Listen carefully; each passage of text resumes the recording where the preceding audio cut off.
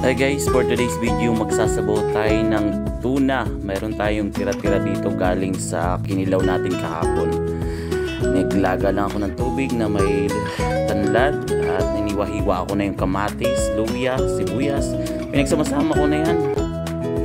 Magdadagdag din ako nitong ano bang isda to? Espada to sa amin eh. Pampadami. Ayan, pinagalo-halo. Naglagay na ako ng siling haba. Walang ibang gulay, repolyo na lang ilagay. Kasi walang dahon ng sili. Masarap sana dyan, dahon ng sili. Kaya pichay. Semi-tinola itong gagawin natin guys. Yan, nagdagdag na ako ng asin, bitchin. Binurbur ko na yung mga repolyo pagkatapos kumulo. Inalo-halo lang konti. Takpan.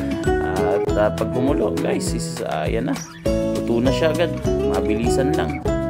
I-serve na natin. Napakasarap nito guys. Pantanggal ng hangover.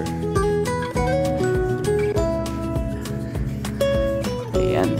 Kain tayo guys.